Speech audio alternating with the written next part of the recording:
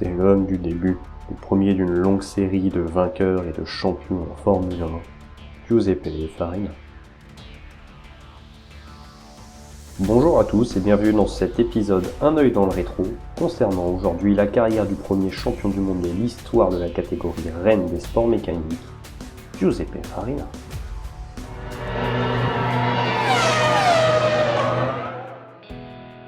Né en 1906, l'Italien ne put éviter le chemin de l'automobile, et pour cause, il n'est autre que le neveu de l'un des plus grands carrossiers au monde, le célèbre Battista Pininfarina. Dès son plus jeune âge, le jeune Giuseppe nage au milieu de l'automobile, si bien qu'à 9 ans, il conduit lui-même autour de l'atelier de son père. 7 ans plus tard, son oncle l'emmène assister à sa première course. La carrière est toute tracée, enfin presque. Son père lui impose de terminer ses études afin d'intégrer le business familial, et quelques années plus tard, le jeune Farina quitte les bancs de l'école, doctorat en poche. À 19 ans, il effectue sa première sortie en tant que pilote lors d'une course de côte mais finira dans le décor, lui occasionnant quelques blessures. Pourtant, rien ne l'arrêta et l'Italien reprit la route de la compétition. À bord d'Alfa Romeo, de Maserati ou de Lancia, le jeune Farina poursuit son apprentissage dans son pays natal en participant à de nombreuses courses, pas toujours à succès. Si son coup de volant est notable, ses prises de risque sont parfois trop importantes, si bien qu'à de nombreuses occasions, il détruisit ses montures. Mais cela n'empêcha pas un homme d'admirer ses prouesses, un certain Enzo Ferrari.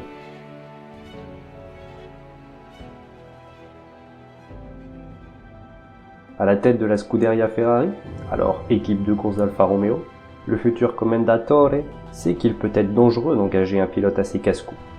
Là, il y rencontrera le champion italien Tadzio Nuvolari, grand pilote de l'époque au style très particulier. Farina finira par beaucoup apprendre de son compatriote.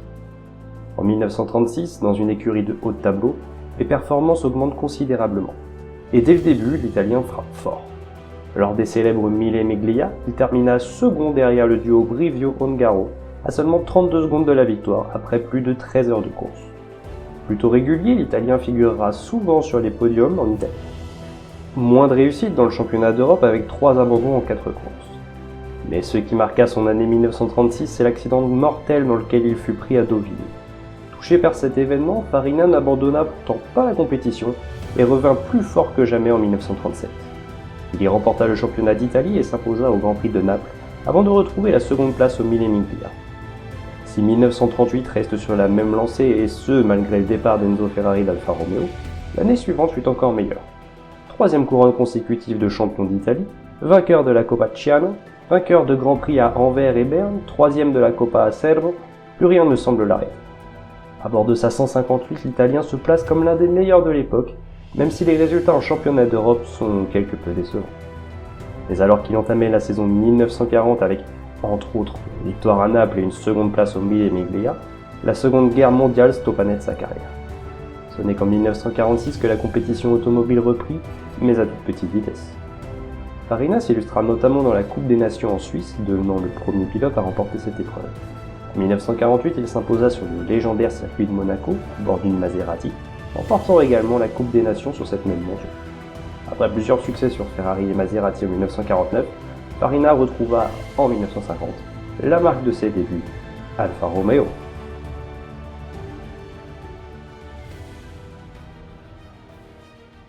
En 1950, le championnat du monde de Formule 1 est créé. Associé à Fangio et Fagioli, Farina sait que sa 158 est la meilleure voiture de course d'après-guerre et que la lutte pour le championnat se jouera sûrement face à ses deux équipiers.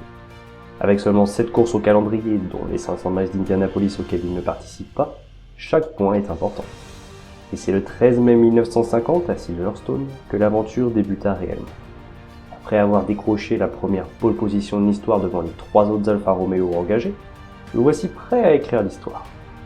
Malgré quelques passes d'armes avec son équipier Fagioli, Farina domina l'épreuve, réalisant même le meilleur tour en course avant de s'imposer au terme des 70 tours, devenant par la même occasion le premier vainqueur de l'histoire de la Formule 1, mais également le premier à réaliser un hat-trick. Pole, meilleur tour et victoire. 8 jours plus tard, c'est sur le mythique tracé de Monte-Carlo que se poursuit le championnat du monde. Qualifié second derrière Fangio, il ne profita pas longtemps des performances de sa monture. Dès le premier tour, l'Italien perdit le contrôle de sa 158 et heurta le mur au virage du bureau de tabac. Stoppé en plein milieu du circuit dans une position dangereuse, Farina ne put être évité par la meute arrivant derrière lui. Résultat, 10 abandons dans l'un des plus gros carambolages de l'histoire. Il se racheta de son erreur lors de la manche suivante en Suisse, prenant le leadership à son équipier argentin en proie à des soucis mécaniques. Avec ce second succès, il retrouve le sommet du classement et espère poursuivre sa lancée en Belgique sur le vertigineux circuit de Spa-Francorchamps. Parti de la pole, l'Italien ne put conserver sa position, la faute à une boîte de vitesse défaillante, lui faisant même perdre le privilège de sa 3e place dans le dernier tour. Classé 4e, Farina voit son avance descendre à 4 petits points sur son plus proche rival Fangio. Ce dernier le dépassera même au Grand Prix de France, l'Italien subissant à nouveau le manque de fiabilité de sa monoplace. La dernière manche à Monza est décisive puisque les 3 pilotes officiels Alfa Romeo peuvent l'emporter. Si l'avantage est à l'Argentin, Fagioli et Farina suivent derrière de très près. Pour se mettre en confiance, Nino, de son surnom, participe à quelques épreuves hors championnat, notamment à Bari et à Silverstone, où il est décroché à la victoire. C'est donc plus performant que jamais que Farina aborde la course de selle. S'élançant 3e derrière Fangio et le tenant Ascari, l'Italien prit rapidement le large. Mais une dizaine de boucles plus tard, les Alfa Romeo se voient dépassés par la Ferrari d'Ascari, en très net progrès depuis plusieurs courses. Pourtant, la monoplace de la Scuderia finira par lâcher et Farina reprit le commandement. Derrière, Fangio est à nouveau touché par les ennuis, et même s'il récupère la voiture de Taruffi, il finira par abandonner quelques instants plus tard. Sans son plus grand adversaire, l'Italien sait désormais que seul rallier l'arrivée en tête compte. Derrière lui, Ascari, ayant lui aussi piqué la monture d'un équipier, tente de remonter jusqu'en tête. C'est peine perdue. En croisant la ligne d'arrivée en tête, Giuseppe Farina décroche le premier titre de champion du monde de Formule 1 à 43 ans. Toute la famille Farina est aux anges, leur nom étant également synonyme de sportivité et de performance à haut niveau. Mais l'Italien garde les pieds sur terre car, sans les nombreux abandons de Fangio, il serait sûrement battu. L'année 1951 en fut une belle démonstration. Avec la nouvelle 159, Alfa Romeo espère asseoir sa domination une saison supplémentaire, et Nino souhaiterait bien garder sa couronne. C'était sans compter sur un Argentin redoutable, Fangio. Avec 3 victoires et 4 pole positions, personne ne pouvait l'arrêter en 1951. Avec une seule victoire en Belgique, l'Italien n'aura rien pu faire pour contrer son équipier. De plus, les Ferrari se retrouvent de plus en plus aux avant-postes, augmentant la difficulté de bien figurer. Mais en fin de saison, coup dur. Alfa Romeo quitte le championnat du monde de Formule 1. Se pose alors la question, qui voudrait bien accueillir Farina pour 1952 ? Finalement, c'est un ancien ami qui y amènera la réponse. Enzo Ferrari.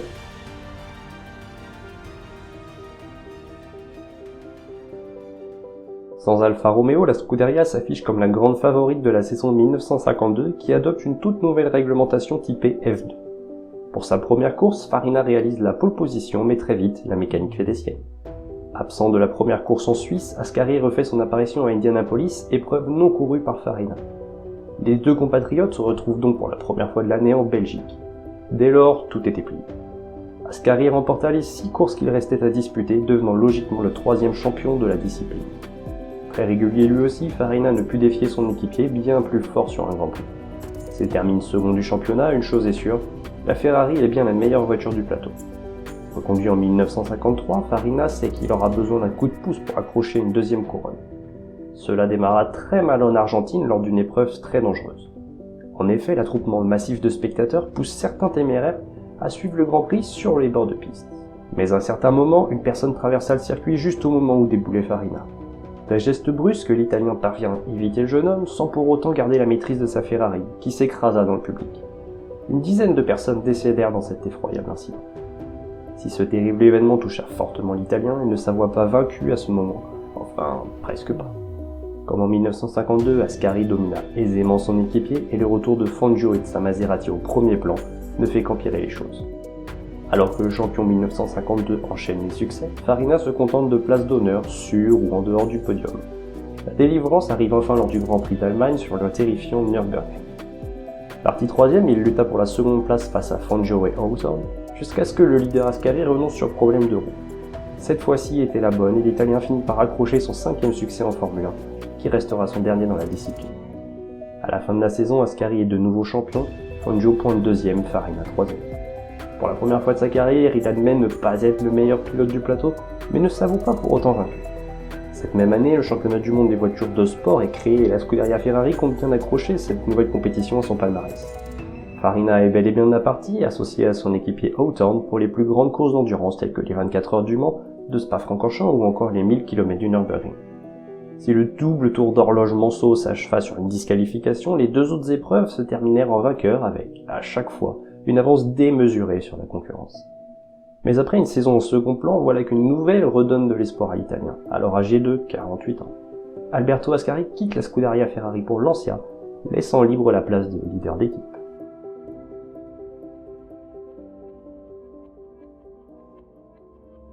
Mais cette chance fut de courte durée. Lors des Mille Miglia de 1954, Farina fut victime d'une violente sortie de piste, le blessant assez sérieusement pour le tenir à l'écart des circuits un certain temps. Ce n'est qu'au Grand Prix de Belgique que le champion du monde 1950 reprend du service, malgré un bras toujours meurtri. Et pourtant, le pilote Ferrari mena la vie dure à Fangio, lui chippant la tête à 2 reprises. Mais à mi-course, l'allumage fait défaut et l'Italien doit renoncer. Quelques jours plus tard, il participe à la manche italienne du championnat du monde de voitures de sport à Monza, mais lors des essais, le régional de l'étape subit un terrible accident, le brûlant sérieusement. De quoi contrecarrer ses plans pour une saison 1954 déjà bien amochée. De nouveau à l'hôpital, Farina manqua les 6 rendez-vous restants. Son retour se fera en 1955, mais la douleur est encore très présente et le pilote italien est contraint d'utiliser bon nombre d'antidouleurs. Sa première course en Argentine sera des plus complexes, sous une chaleur extrême. Partageant sa monoplace avec José Florian González, le premier vainqueur sur Ferrari, il atteignit la seconde place, exténué. 4e à Monaco, il grimpa sur son dernier podium en Formule 1 en Belgique avec la 3e place. Mais entre-temps, son ex-équipier Ascari trouva la mort à Monza, apportant un nouveau coup dur au moral de Farina. L'Italien décida de se retirer de la catégorie reine avant de revenir sur sa décision et de participer au Grand Prix d'Italie à Monza pour la Scuderia Ferrari, mais sur une Lancia. Mais lors des essais, l'un des pneumatiques explosa dans l'anneau de vitesse, provoquant un nouvel accident pour l'Italien, heureusement sans dommage pour lui. Pour ne prendre aucun risque, la Scuderia fait retirer la Lancia. Le champion du monde 1950 ne prendra donc pas part à sa dernière course. L'année suivante, il tenta de participer aux 500 miles d'Indianapolis, mais échoua à se qualifier. Cette fois, le casque était définitivement raccroché.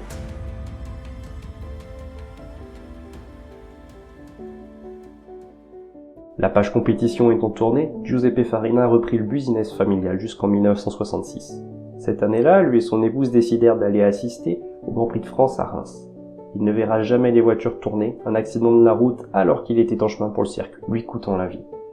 Sa disparition n'enleva rien à la légende qu'il avait créée, celle d'un pilote attaquant coûte que coûte malgré son âge et la douleur. Il restera également le premier champion, vainqueur et poleman de la discipline, le premier d'une très longue ligne.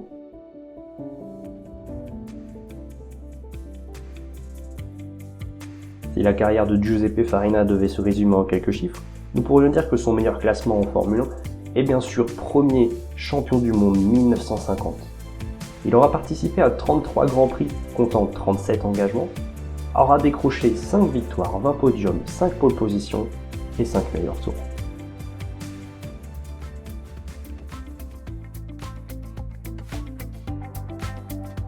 Pour en savoir davantage sur l'histoire du petit monde de la Formule 1, rendez-vous sur le site internet unoeildanslerétro1.wixsite.com/unoeildanslerétro, sur les pages Facebook et Instagram. Et quant à moi, je vous dis à bientôt pour un nouveau coup d'œil dans le rétro.